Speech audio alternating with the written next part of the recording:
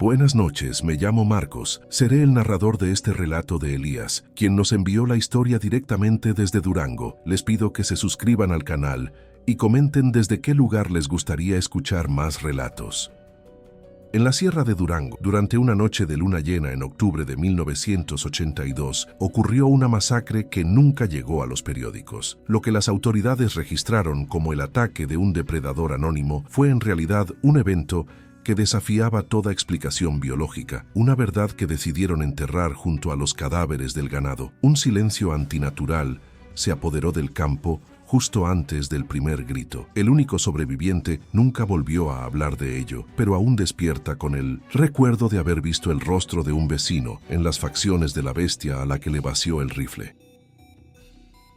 Elías, con 68 años encima, es un hombre forjado por la sierra, no quebrado por ella. Su cabello, antes negro como la obsidiana, es ahora un gris espeso y plateado que corona un rostro surcado más por memorias que por la edad. A diferencia de los ancianos frágiles de la región, no hay delgadez en su figura. Posee una complexión robusta, con hombros anchos y una postura erguida, marcada solo por una terca rigidez en la pierna izquierda que lo obliga a un andar lento pero firme. Sus manos, cubiertas de callosidades, conservan la fuerza de décadas de trabajo duro y son las mismas que un día sostuvieron un rifle contra lo imposible. No es un soldado ni un aventurero, es un ranchero, un hombre cuya vida quedó definida por una sola noche de violencia sobrenatural, un evento que vivió, sobrevivió y selló en un silencio de piedra. Antes de continuar, suscríbete y cuéntanos desde qué parte de México o del mundo estás viendo esto. El ataque no lo transformó en un viejo frágil, sino en una fortaleza de trauma, un hombre cuya fuerza física solo sirve para contener la tempestad que lleva por dentro. Por 4 décadas ha permitido que el mundo lo vea como un tipo reservado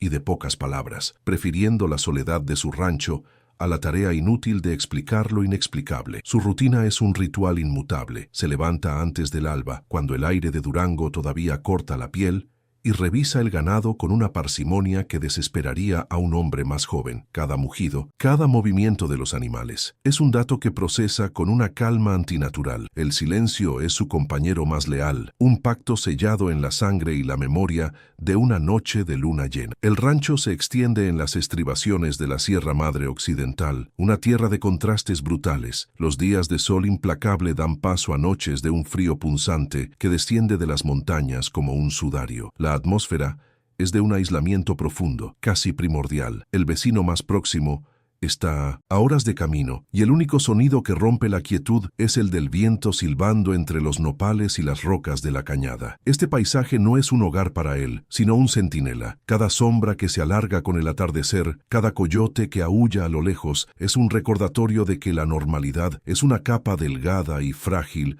sobre un abismo de posibilidades aterradoras. Su existencia se ha convertido en una vigilia perpetua, esperando un eco que reza, nunca volverá. Culturalmente, la región está impregnada de un folclor susurrado entre sorbos de mezcal. Historias de nahuales, de cambiapieles, se cuentan alrededor de las fogatas, pero son tratadas como cuentos de viejas, supersticiones para asustar a los niños y a los fuereños. Nadie realmente cree en ellas en el mundo moderno. Sin embargo, hay un respeto tácito por ciertas reglas no escritas. El ganado se recoge con especial cuidado durante las lunas llenas y nadie con 2 dedos de frente se aventura en las barrancas más profundas después del anochecer. Elías no participa en estas conversaciones. Su conocimiento no proviene de los cuentos, sino de la carne desgarrada y del hedor a sangre y a ozono que impregnó el aire aquella noche lejana. Su casa es un reflejo de su alma, funcional, austera, sin adornos innecesarios. Las paredes de adobe guardan el fresco durante el día y el poco calor de la chimenea por la noche. En la pared sobre la repisa cuelga un viejo rifle de caza, un Winchester modelo 94. No es una decoración. Lo limpia cada semana con una devoción casi religiosa, sintiendo el peso familiar de la culata de madera y el frío del acero. El arma no es un recuerdo,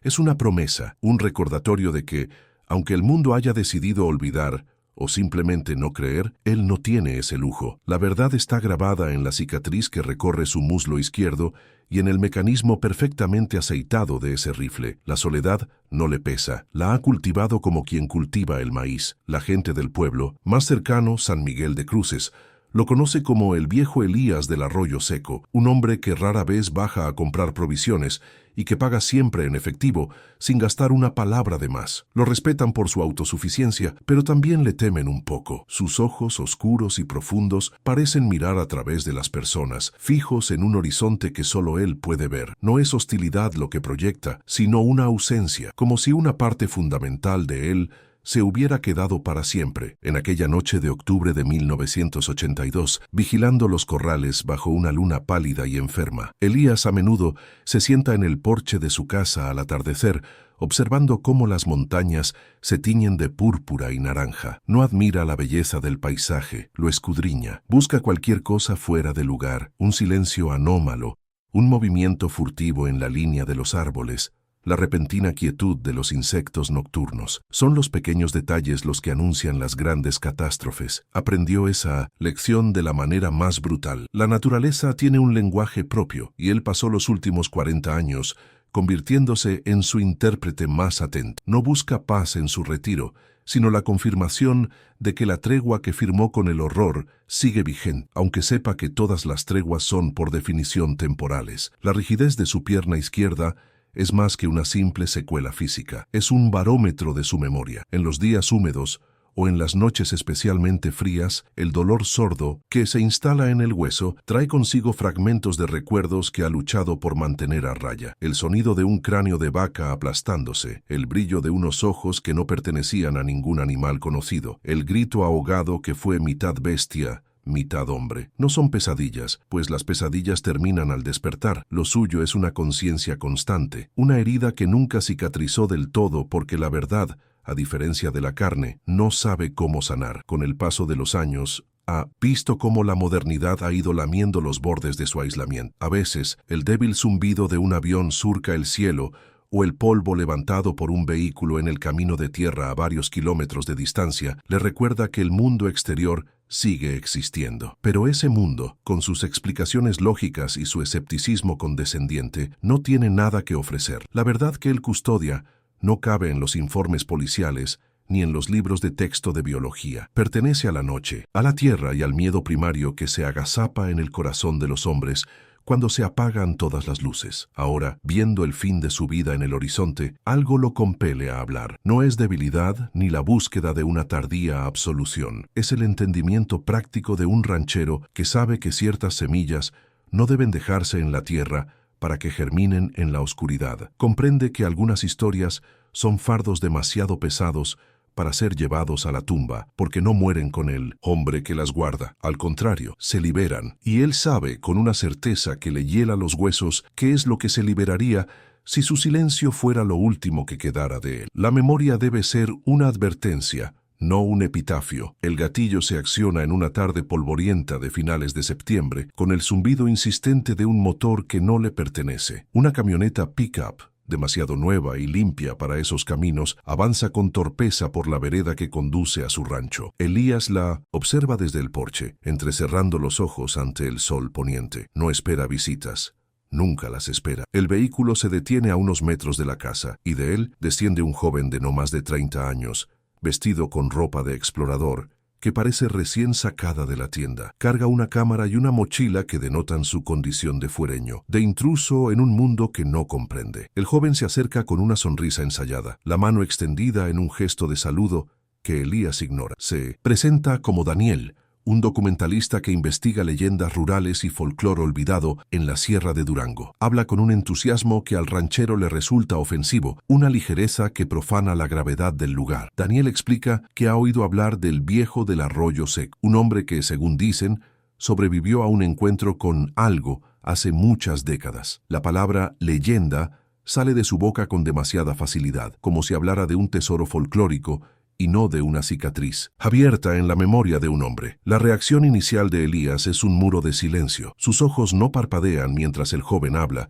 su rostro una máscara inexpresiva, tallada en la paciencia de la piedra. No confirma ni niega nada, simplemente escucha, dejando que las palabras del documentalista se pierdan en el vasto silencio del rancho. Cada mención de nahuales, licántropos o bestias de la noche es una pequeña aguja que se clava en su calma forzada. Siente el impulso primitivo de echar a ese muchacho de su tierra, de proteger su aislamiento y el pacto de silencio que ha mantenido por 40 años. Su quietud no es pasividad, es contención. Pero entonces, Daniel menciona algo que rompe la coraza de Elías. Habla de eventos recientes, noticias que no llegan a los periódicos nacionales, pero que son un murmullo creciente en las comunidades más aisladas. En los últimos meses, en la misma región, algunos animales de granjas distantes han desaparecido sin dejar rastro durante las lunas llenas. No hay huellas de coyotes o pumas, solo cercas rotas con una fuerza descomunal y un silencio antinatural que queda flotando en el aire. El patrón es sutil, casi imperceptible para un extraño, pero para Elías, cada palabra es un eco pavoroso del pasado, el redoble de un tambor que creía silenciado. Una punzada de frío recorre la espalda de Elías, un frío que no tiene nada que ver con la brisa del atardecer. Es el frío de la memoria, del trauma que despierta de su letargo. Su mano derecha, casi por instinto, se crispa en un puño invisible sobre el brazo de su mecedora. El joven documentalista, absorto en su relato, no percibe el cambio minúsculo en la atmósfera, la densidad que de pronto adquiere el aire a su alrededor. No ve cómo la mirada del anciano se pierde en las cumbres de la sierra, buscando una sombra que todavía no está allí, pero que su instinto le dice que se está formando. La mención que finalmente quiebra su reserva es la de un turista, un joven alemán, que practicaba senderismo y fue dado como desaparecido en las montañas hace 2 meses. Lo buscaron durante semanas. Solo encontraron su tienda de campaña desgarrada y una mochila a varios metros de distancia, con marcas de garras que, según el informe oficial, no correspondían a ninguna especie de oso o felino catalogada en la zona. La noticia activa una reacción física en Elías. Un sudor helado le perla la frente y el dolor en su pierna izquierda se agudiza, convirtiéndose en una quemazón sorda, como si el nervio recordara el desgarro original. El conflicto interno se desata en su pecho. El deber de advertir lucha contra el instinto de protegerse, de no volver a ser el loco que luchó con demonios. La culpa, un veneno que ha aprendido a metabolizar, vuelve a fluir por sus venas. Su silencio, que durante décadas fue un escudo para preservar su cordura, ahora se siente como una complicidad, una omisión que podría estar costando vidas. La llegada de este joven no es una casualidad, es un presagio. El pasado no ha vuelto, en realidad nunca se fue, solo estaba esperando agazapado en la oscuridad de las barrancas, con la paciencia infinita de los depredadores. Elías finalmente habla. Su voz es áspera por el desuso, un crujido de grava. No le ofrece al joven un asiento ni un vaso de agua. Solo hace una pregunta, con una intensidad que desconcierta a Daniel. ¿Qué es lo que realmente busca, muchacho? La pregunta no es una invitación a conversar, es una evaluación. Quiere medir el peso de la curiosidad del joven, saber si es la frivolidad de un cazador de mitos o la seriedad de alguien que está dispuesto a enfrentarse a una verdad que puede destrozarlo. En la respuesta de Daniel, en sus ojos, Elías busca la fibra necesaria para soportar el relato que está a punto de desenterrar. El joven, sorprendido por el cambio de actitud, balbucea que busca la verdad, la historia real, detrás de la leyenda. Elías suelta un bufido casi inaudible, una mezcla de desdén y amargura. La verdad, repite en voz baja, como si saboreara una palabra extraña. La verdad no siempre es algo que uno quiera encontrar. La tensión se manifiesta en su reticencia a continuar, en el enfrentamiento silencioso entre el escepticismo educado del joven y la certeza aterrorizada del hombre mayor. Sabe que, si abre esa puerta, no podrá volver a cerrarla. El horror que ha mantenido enjaulado en su mente durante 40 años está a punto de ser liberado. Los síntomas del estrés postraumático, latentes durante años, comienzan a aflorar con más fuerza. Por la noche, después de que el joven se ha ido con la promesa de volver al día siguiente, Elías apenas duerme. Cada crujido de la madera de la casa, cada ulular de un búho, lo pone en alerta máxima. Se encuentra revisando las cerraduras, algo que no hacía en años. Vuelve a sentir esa hipervigilancia, la sensación de ser observado desde la oscuridad, justo más allá del alcance de la luz del porche. La sospecha de que algo que debía estar muerto y enterrado ha vuelto se convierte en una certeza helada. Elías se levanta en mitad de la noche y camina hasta la pared donde cuelga el rifle. Lo descuelga. El peso del arma en sus manos es a la vez reconfortante y aterrador. No es solo un objeto, es el único testigo material de su verdad. Lo acaricia como si fuera una extensión de su propio cuerpo, la parte de él que todavía es capaz de luchar. La decisión de hablar se está solidificando, pero no es una elección libre. Se siente como una sentencia, el último acto de un hombre que sabe que su paz era una ilusión y que está a punto de ser arrastrado de vuelta al campo de batalla. Observa la luna gibosa a través de la ventana, a pocos días de alcanzar su plenitud. El astro parece mirarlo de vuelta, un ojo blanco y cómplice en la inmensidad del cielo nocturno. Siente una conexión visceral con su ciclo, un ritmo que su cuerpo y su miedo reconocen. La inquietud del ganado, que había notado en las últimas semanas, pero que había atribuido a la sequía, ahora cobra un nuevo y siniestro significado. No era miedo a un depredador común, era un pánico silencioso y denso, el mismo terror primario que había percibido en el aire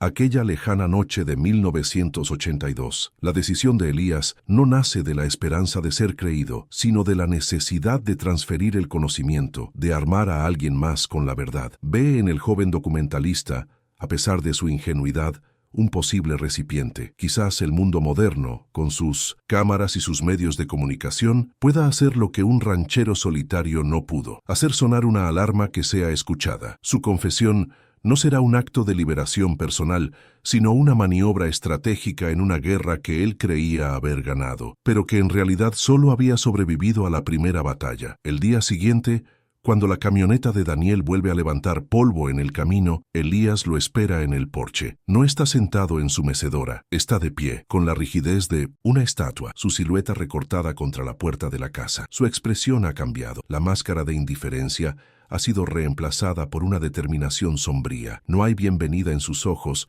solo una gravedad profunda. Ha aceptado que el ciclo de violencia está a punto de recomenzar y que su silencio ya no es una opción viable. La tregua ha terminado. Elías no invita a Daniel a pasar, simplemente asiente con la cabeza hacia una silla en el porche y comienza a hablar antes de que el joven pueda encender su grabadora. Su voz es monótona, desprovista de emoción, como si leyera un informe oficial de un evento ocurrido en otro planeta.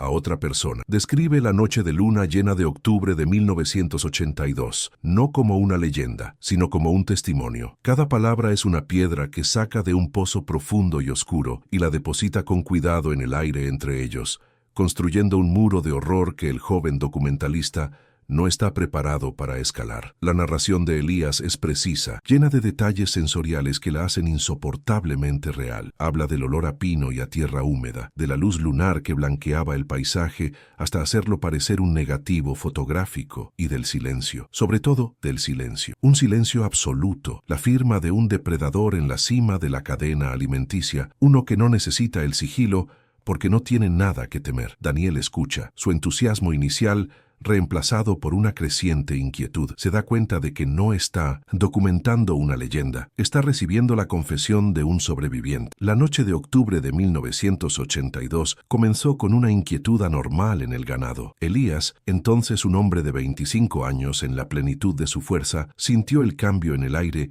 mientras aseguraba los corrales. No era el miedo habitual a un puma o a una manada de coyotes, era un pánico silencioso, denso, una corriente subterránea de terror que hacía que los animales se agruparan y temblaran sin emitir sonido. Armado con su rifle de caza, el mismo que ahora cuelga en su pared, salió al exterior, bañado por una luz lunar pálida que transformaba el terreno familiar en un escenario fantasmagórico. El primer impacto fue la quietud. Ningún grillo, ninguna ave nocturna. El mundo contenía la respiración. Entonces lo vio. La figura ya estaba entre los animales, moviéndose con una gracia letal que contradecía su tamaño monstruoso. Era una profanación de la naturaleza, una criatura que caminaba sobre dos piernas con la postura encorvada de un hombre, pero con la fisionomía distorsionada de un lobo gigantesco. Tenía casi 3 metros de altura, con una musculatura densa y antinatural, bajo un pelaje grueso y oscuro, manchado de tierra y sangre seca. No estaba cazando para comer.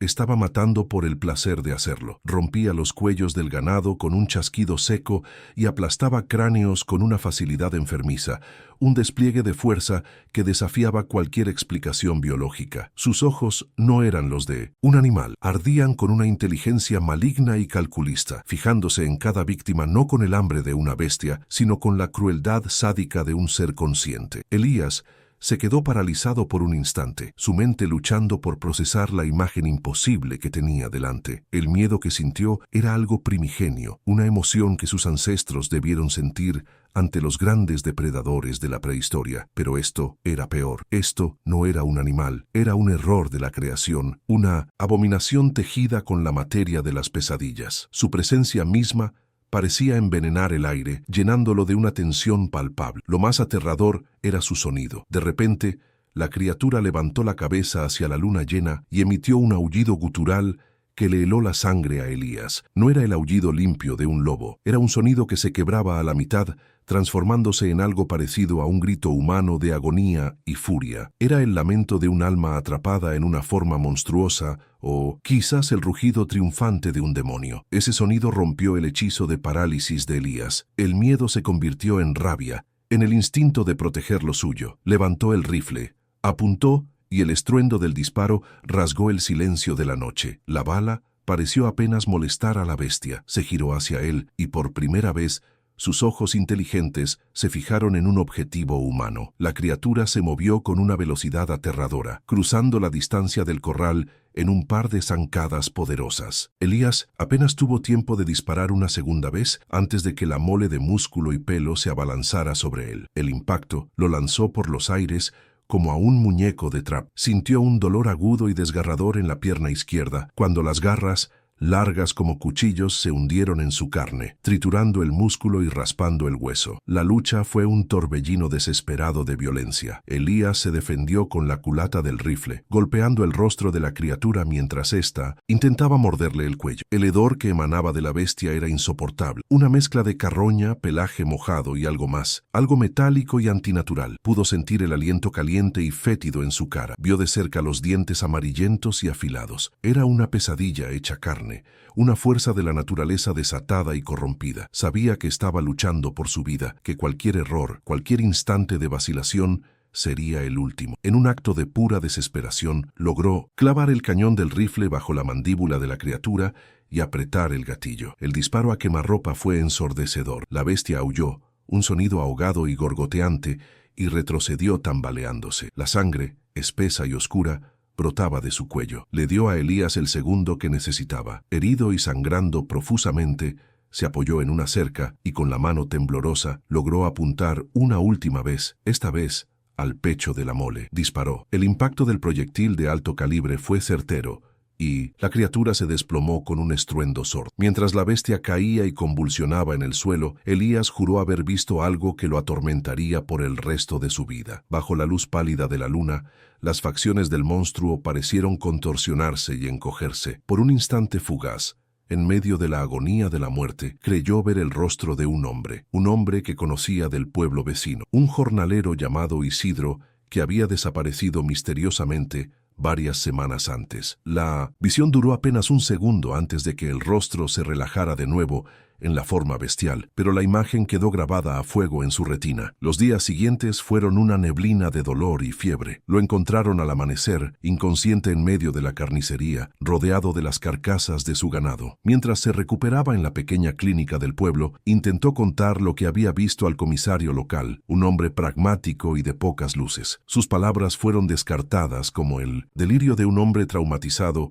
y con una infección severa. El médico asintió explicando que el shock y la pérdida de sangre pueden causar alucinaciones vívidas. La verdad de Elías fue enterrada bajo una pila de explicaciones racionales y condescendientes. El silencio institucional se cimentó rápidamente. Para las autoridades, la existencia de tal ser era impensable, una fantasía que no cabía en sus informes. La amenaza fue registrada oficialmente como un ataque de un oso pardo particularmente grande y agresivo, o quizás una jauría de lobos rabiosos. El cuerpo de la criatura, que según Elías había quedado cerca del corral, nunca fue encontrado. El comisario afirmó que probablemente otros carroñeros se lo habían llevado durante la noche, una explicación conveniente que cerraba el caso y evitaba preguntas incómodas. Se borraron las evidencias de lo imposible. La comunidad, por su parte, reaccionó con una mezcla de lástima y desconfianza. Lo miraban de reojo, susurraban a sus espaldas. Se convirtió en Elías el que luchó con demonios, una etiqueta que lo aisló más eficazmente que cualquier cerca. Algunos de los ancianos, aquellos que aún recordaban las historias de sus abuelos, lo miraban con una chispa de entendimiento y miedo en los ojos, pero nunca se atrevieron a hablar. El miedo al ridículo era más fuerte que la fe en sus propias tradiciones. Elías aprendió que la verdad más monstruosa no es la que se esconde en el bosque, sino la que la gente se niega a ver a plena luz del día. Este rechazo lo forzó a una vida de aislamiento autoimpuesto, donde la verdad se convirtió en su carga solitaria. Dejó de intentar convencer a nadie, reconstruyó su rancho, vendió el ganado restante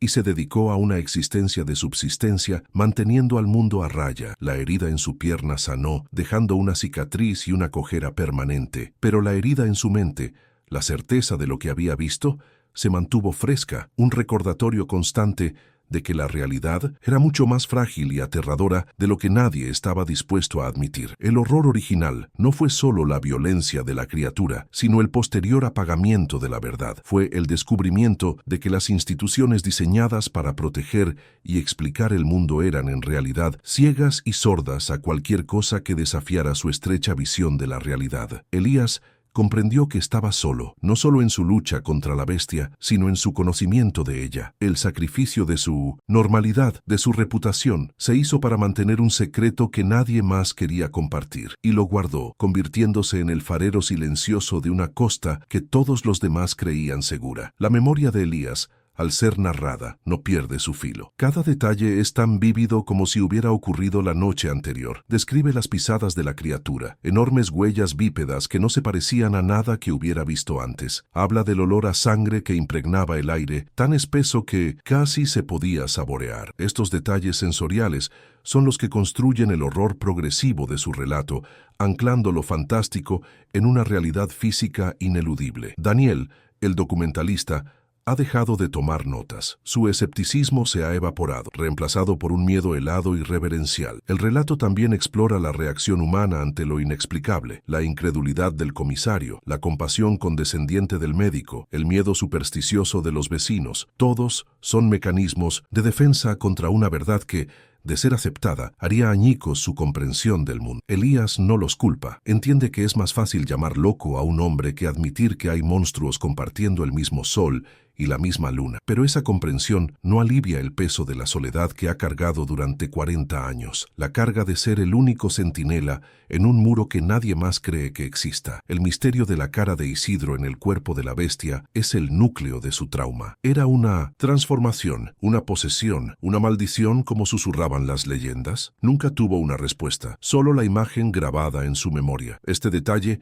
añade una capa de horror aún más profunda a la historia. La amenaza no es solo un monstruo externo, sino algo que puede nacer de la humanidad misma, una oscuridad que puede consumir a un hombre desde adentro y convertirlo en una abominación. Es la posibilidad de que la bestia no fuera un invasor, sino un vecino. Al terminar su relato, un pesado silencio cae sobre el porche. El sol se ha ocultado casi por completo y las sombras se alargan devorando el paisaje. Elías parece haber envejecido 10 años en el transcurso de su narración. Ha vaciado el veneno de su memoria, pero el alivio no llega. Solo queda un cansancio profundo, el agotamiento de un hombre que ha revivido su peor pesadilla. Daniel lo mira, ya no como un sujeto de estudio, sino como un profeta de un apocalipsis olvidado. La historia ha sido contada y ahora la responsabilidad de creerla o no ha sido transferida. El horror de la historia de Elías reside en su plausibilidad dentro del contexto del aislamiento y el folclore. No es un cuento de hadas gótico, sino un informe de campo brutal. La criatura es descrita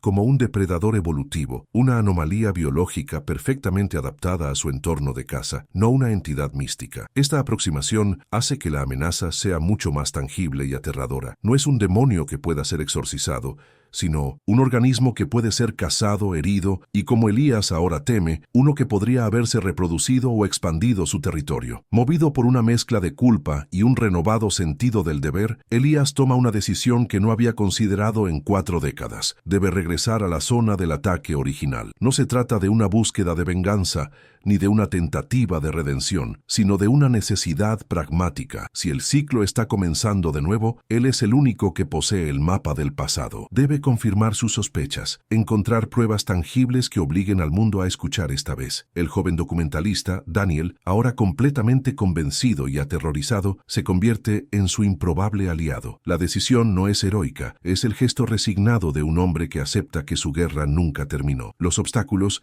se presentan de inmediato, tanto internos como externos. El principal es su propio cuerpo. A los 68 años, ya no es el hombre que luchó contra la bestia. Su pierna izquierda es un recordatorio constante de su vulnerabilidad, y sus pulmones ya no tienen la capacidad para las largas caminatas por la sierra. El miedo, un viejo conocido, también resurge, no el miedo a la criatura, sino el miedo a fallar, a no estar a la altura de la tarea. Además, está la descreencia del mundo exterior. Saben que ir a las autoridades con su historia solo les ganaría una celda acolchada o una nueva ronda de burlas. Elías y Daniel comienzan su investigación de forma metódica, casi clandestina. Pasan días estudiando mapas topográficos de la región, marcando la ubicación de las desapariciones de animales y del turista alemán. Elías utiliza su conocimiento íntimo del terreno, de los arroyos, las cañadas y las cuevas que no aparecen en ningún mapa. Daniel, por su parte, utiliza la tecnología moderna, imágenes satelitales,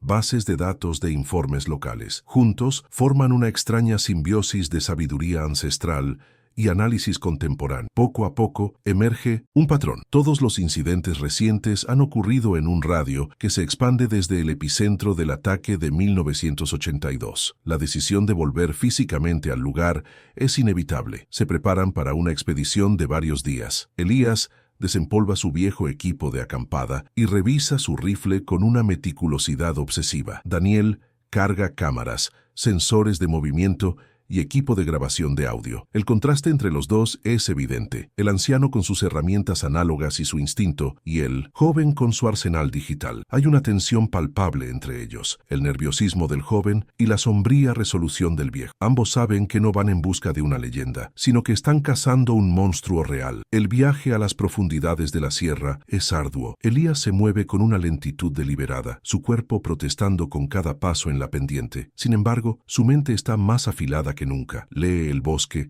como un libro que conoce de memoria. Señala pistas que Daniel nunca habría notado. Ramas rotas a una altura imposible. La ausencia de aves en ciertas zonas. Un olor faintly metálico en el viento. Cada signo es una confirmación de que no están solos, de que algo grande y anómalo se mueve por esos parajes, reclamándolos como su coto de caza privado. La burocracia invisible también es un obstáculo. Descubren que la zona donde desapareció el turista ha sido discretamente cerrada al público por el gobierno estatal bajo el pretexto de actividad geológica inestable. Para Elías, esto es una señal inequívoca. No es un encubrimiento malicioso, sino el mismo mecanismo de negación institucional que experimentó hace 40 años. Las autoridades, enfrentadas a algo que no pueden explicar, prefieren aislar el problema antes que admitir su existencia. Esto los obliga a entrar en la zona prohibida, convirtiéndose oficialmente en transgresores, en fugitivos de la versión oficial de la realidad. Una noche, mientras acampan cerca de una formación rocosa, sus equipos captan algo. Los micrófonos parabólicos de Daniel registran un sonido de baja frecuencia, un aullido gutural que resuena a kilómetros de distancia. Es el mismo sonido que Elías describió, el grito quebrado entre bestia y hombre. Escucharlo de nuevo, después de 40 años, es como un puñetazo en el estómago para el anciano. Su rostro se contrae en una mueca de dolor y confirmación. Ya no hay duda alguna, no es un eco de su memoria. La criatura, o una como ella, sigue allí y está cerca. Al día siguiente, siguiendo la dirección del sonido, encuentran una cueva parcialmente oculta por la maleza. La entrada es más grande de lo normal y el aire que emana de ella es gélido y huele a descomposición. Armados con linternas y con Elías empuñando el rifle, deciden entrar. El interior es una caverna húmeda y oscura. Las paredes están cubiertas de marcas de garras, no de un oso, sino de algo con una fuerza y un tamaño mucho mayores. El suelo está lleno de huesos, la mayoría de animales, ciervos, jabalíes, pero a medida que avanzan, descubren restos que son inconfundiblemente humanos. El clímax de su búsqueda llega en la cámara más profunda de la cueva. Allí encuentran el nido, o la guarida. Es un espacio amplio, y en el centro yace el cuerpo a medio devorar del turista alemán. La escena es dantesca, pero lo más perturbador no es el cadáver, es lo que hay a su alrededor. En un rincón encuentran los restos de otras presas, y entre ellos, los huesos de lo que parecen ser versiones más pequeñas de la misma criatura. Y en otro rincón algo aún más escalofriante, 3 formas grandes, inmóviles y cubiertas de pelo, acurrucadas en la oscuridad. Elías levanta el rifle, su corazón latiendo con fuerza contra sus costillas. Pero entonces se da cuenta. Las formas no se mueven, están muertas. Parecen haber muerto hace algún tiempo, por alguna enfermedad o lucha interna. Sin embargo, una de ellas, la más grande, tiene una herida de bala en el pecho, una herida vieja y cicatrizada. Es la criatura que él mató. De alguna manera sobrevivió al disparo o se arrastró hasta allí para morir. Y junto a ella, los cadáveres de lo que solo pueden ser sus crías. La revelación es brutal. Él no detuvo la amenaza, solo la retrasó. Y la criatura se había reproducido. ¿Te está gustando esta historia? Deja un like y suscríbete al canal. Ahora continuamos con el vídeo. El momento de horror es interrumpido por un sonido proveniente de la entrada de la cueva. Un gruñido bajo y amenazante. Se dan cuenta de su error fatal. La cueva no estaba abandonada. Era el hogar de la descendencia. Una de las crías, ahora adulta, ha vuelto. La confrontación es inevitable. La criatura que aparece en la entrada es más joven, más delgada que la que Elías recuerda, pero igual de alta y con los mismos ojos llenos de una inteligencia maligna. Los ve y sus fauces se abren en un gruñido que revela hileras de dientes afilados. No hay una batalla épica. Elías es un hombre viejo y Daniel es un civil sin entrenamiento. El enfrentamiento es un caos de pánico y violencia desesperada. Elías dispara su rifle. El estruendo es ensordecedor dentro de la cueva. La bala alcanza a la criatura en un hombro, haciéndola rugir de dolor y furia. Se abalanza sobre ellos. Daniel cae. Su cámara se hace añicos contra una roca. Elías, con una agilidad nacida de la pura adrenalina, logra esquivar el primer ataque, pero sabe que no podrá esquivar el segundo. El combate se convierte en una lucha por la supervivencia, en un espacio cerrado y oscuro. El olor a pólvora se mezcla con el hedor de la bestia. Daniel, recuperándose, enciende una bengala de emergencia que llevaba en su mochila. La luz roja e intensa ilumina la cueva, revelando la escena en todo su horror. La criatura, cegada momentáneamente por el resplandor, retrocede. Es la oportunidad que necesitan. Elías, con el rostro cubierto de sudor y determinación, apunta de nuevo, esta vez a la cabeza. El disparo resuena y la criatura cae. Pero mientras agoniza en el suelo, ocurre lo mismo que hace 40 años. Sus facciones se contraen, se transforman. Bajo la luz parpadeante de la bengala, ven el rostro de un joven, un muchacho que habían visto en un cartel de persona desaparecida en el último pueblo. Era un excursionista que se había perdido un año antes. La maldición o la condición es transmisible. No es una especie, es una plaga. Matar a uno solo abre el espacio para que otro tome su lugar. Salen de la cueva, conmocionados y cubiertos de sangre y polvo. La victoria no se siente como un triunfo, sino como una confirmación de la peor de las pesadillas. No han terminado con la amenaza, solo han podado una rama de un árbol cuyas raíces son profundas y están extendidas por toda la sierra. Saben que probablemente haya otros cazando en la oscuridad, llevando en su interior los rostros de personas desaparecidas. La batalla final no fue un final en absoluto, fue solo una página más en un libro interminable de horror. Recogen sus cosas en silencio, el peso de su descubrimiento aplastándolos. La evidencia que tienen es demasiado fantástica para ser creíble. Unas pocas fotos borrosas, los huesos de la cueva y su testimonio. Saben que no será suficiente. El mundo no está preparado para creer. La única prueba real, el cuerpo, volverá a transformarse en un cadáver humano, y la historia será descartada como el producto de un trauma y una imaginación febril. Su lucha no ha traído la luz, solo ha hecho que la oscuridad sea más profunda. El regreso al rancho es sombrío. Han sobrevivido, pero están marcados de una manera que nadie más entenderá. Han mirado al abismo, y el abismo les ha devuelto la mirada con los ojos de un vecino, de un excursionista, de un hijo perdido. Elías siente el peso de su edad como nunca antes. Sabe que no le quedan muchas batallas. La guerra tendrá que ser librada por otros si es que alguien está dispuesto a creerles. El horror no es que existan monstruos, sino que se esconden a plena vista. La revelación más perturbadora no es que la criatura se haya reproducido, sino la naturaleza misma de la amenaza. Es un ciclo. Una persona se pierde en la sierra, es mordida o infectada de alguna manera, y se convierte en el nuevo monstruo. Es una cadena de violencia y transformación que ha estado ocurriendo probablemente durante siglos. El folclore no eran cuentos de viejas, eran informes de campo, advertencias codificadas en el lenguaje del mito, porque la realidad era demasiado insoportable para ser contada de forma directa. Daniel se va unos días después, no con el entusiasmo de un documentalista que ha encontrado la historia de su vida, sino con la carga de un hombre que ha recibido una sentencia. Lleva consigo las grabaciones,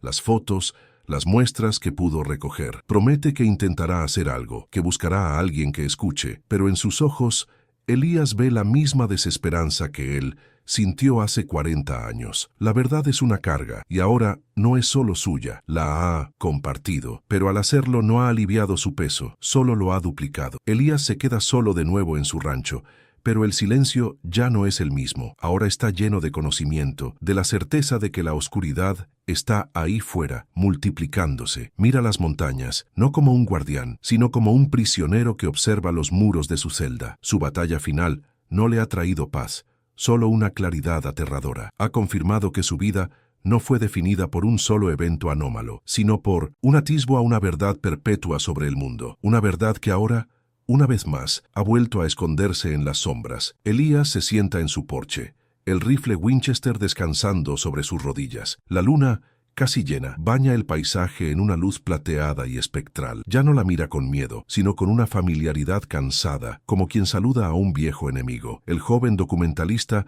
se ha ido hace una semana, llevándose consigo la evidencia digital de su incursión en el infierno. Elías no tiene copias. Su testimonio ahora vive en discos duros y tarjetas de memoria, un fantasma en la máquina. Escribe una última nota en un cuaderno gastado, no como un diario, sino como una confesión terminal, un mensaje en una botella lanzada a un océano de incredulidad. Su cuerpo le duele, no solo la vieja herida en la pierna, sino un dolor más profundo, un agotamiento que se ha asentado en sus huesos. Sabe que no le queda mucho tiempo. La lucha en la cueva fue el último esfuerzo de un cuerpo que ya había dado más de lo que debía. La victoria, si es que se le puede llamar así, le ha costado los últimos restos de su fuerza. Su lucha ya no es física, ahora es una batalla contra el olvido, una carrera contra el tiempo, para asegurarse de que la verdad que ha desenterrado no sea enterrada de nuevo junto con él. En sus notas no describe a la criatura como un monstruo, sino como una enfermedad de la tierra, una maldición endémica a la sierra. Especula que el aislamiento, el hambre o algún antiguo ritual olvidado pueden ser los catalizadores que despiertan a la bestia dentro de un hombre. Su relato es un intento de crear un manual de supervivencia para una amenaza que la ciencia se niega a reconocer. Es un legado de advertencia, la única herencia que tiene para dejar a un mundo que probablemente la ignorará. El peso de esta responsabilidad histórica es más abrumador que cualquier enfrentamiento físico. Piensa en Daniel. ¿Logrará el joven hacer que alguien escuche? ¿O será su historia consumida por el ciclo de noticias, convirtiéndose en un misterio sin resolver en algún podcast de crímenes reales antes de desvanecerse en la nada? Elías siente una extraña compasión por él. Le ha pasado un fardo, una verdad que lo marcará para siempre, convirtiéndolo como a él en un exiliado de la realidad consensuada. La soledad, se da cuenta, es quizás el síntoma más persistente de haber visto lo que no debe ser visto. El conocimiento te aísla, la amenaza. Lo sabe con certeza, no ha sido eliminada. Han matado a una de las crías, pero ¿cuántas más había? ¿Y dónde están ahora? El patrón de expansión que trazaron en el mapa sugiere que se están moviendo, buscando nuevos territorios de caza. El silencio de las autoridades, el cierre de la zona, solo sirve para ocultar el problema, permitiendo que la plaga se extienda en la oscuridad. El verdadero horror no es el aullido en la noche, sino el silencio de los hombres durante el día, la conspiración de negación que permite que el mal prospere. Su confesión no busca el perdón ni la fama póstuma. Es un acto de deber, el último puesto de guardia de un centinela solitario. Sabe que estas palabras probablemente solo serán leídas cuando él ya no esté, quizás por algún familiar lejano que venga a reclamar la propiedad. Pero la posibilidad, por pequeña que sea, de que alguien las lea y comprenda, de que la advertencia llegue a los oídos correctos, es la única esperanza a la que se aferra en sus últimos días. La lucha no, es por ganar, es por asegurarse de que la próxima generación no tenga que empezar desde cero. Mira sus manos callosas,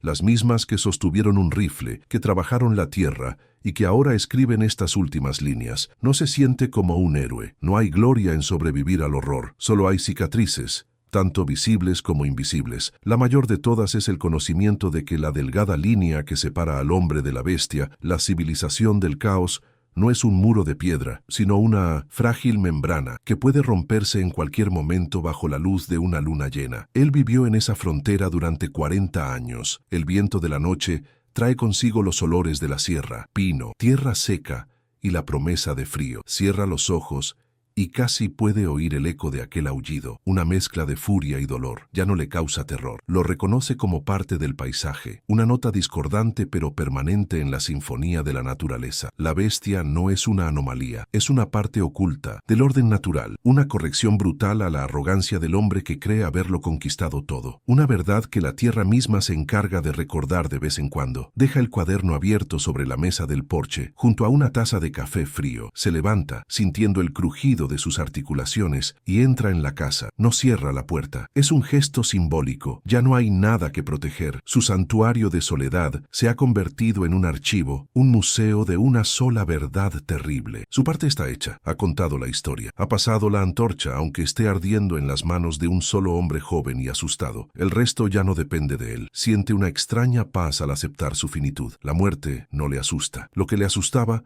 era morir con el secreto, permitir que el silencio ganara. Al hablar, ha cumplido con su última obligación. Ha honrado a las víctimas, a Isidro, al turista alemán, al joven excursionista, dándoles un contexto a sus muertes, aunque sea uno monstruoso. Ha transformado sus desapariciones de misterios sin sentido a bajas en una guerra no declarada. Es un consuelo escaso, pero es el único que tiene. Su última acción es limpiar el Winchester una vez más. Lo hace con la parsimonia de un ritual sagrado. Cada pieza de metal, cada grano de la madera, es un testamento de su supervivencia. No lo carga. Su tiempo de luchar ha pasado. Lo apoya contra la pared, no como un arma, sino como un monumento, un recordatorio para quien lo encuentre de que hay deudas que solo se pagan con pólvora y coraje, y que algunos monstruos no pueden ser simplemente olvidados, deben ser enfrentados. Elías vuelve al porche y se sienta en su mecedora, observando cómo las estrellas pueblan el cielo oscuro de la sierra. El aire es frío, pero ya no lo siente. Su mente está tranquila por primera vez en décadas. Ha entregado su confesión, ha pasado su carga. Su historia ya no le pertenece solo a él. Ahora flota en el mundo,